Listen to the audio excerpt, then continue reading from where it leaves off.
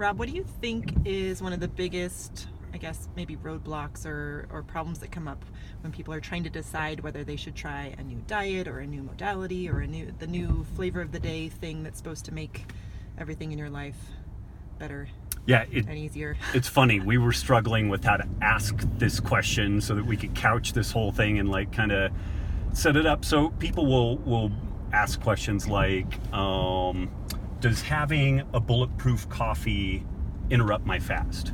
And that's not really the question to ask. The question to ask is, what are you trying to do?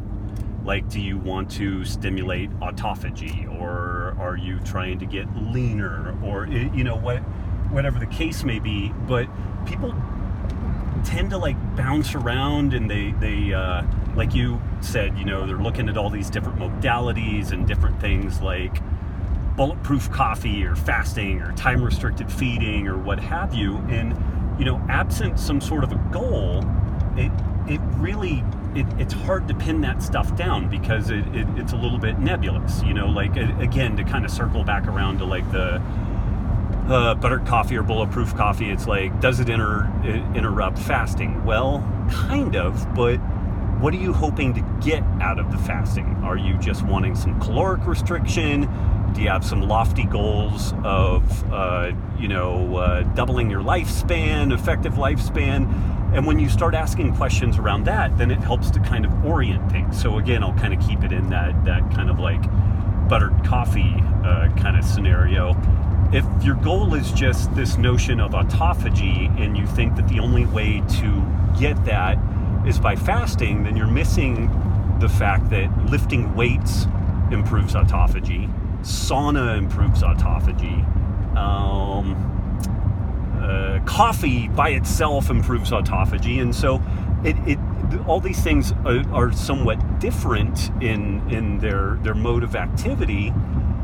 But if you're saying, okay, I want to improve autophagy, okay, then, well, why? Well, I want to reduce my cancer likelihood. Okay, now we're getting pretty granular.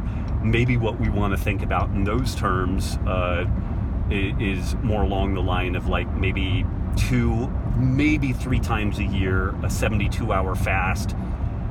You lift weights in the morning and then you don't eat again for 2.5 days or however the 72 hours plays itself out. But again, just people bounce around a lot and ask, should I do this or should I be doing XYZ protocol? But they really spend more time bouncing around than they do asking the question, or even asking themselves, well, what exactly do I want to get out of this thing?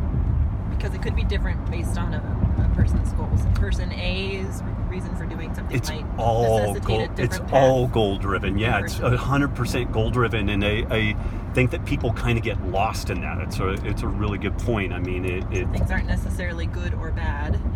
It depends on you. Or helpful or unhelpful. It's just super context driven, and this is where spending some time again thinking about really what is the ultimate goal, and we've done a couple of videos on this, and it gets a little bit repetitious, but we looked at fasting in general, and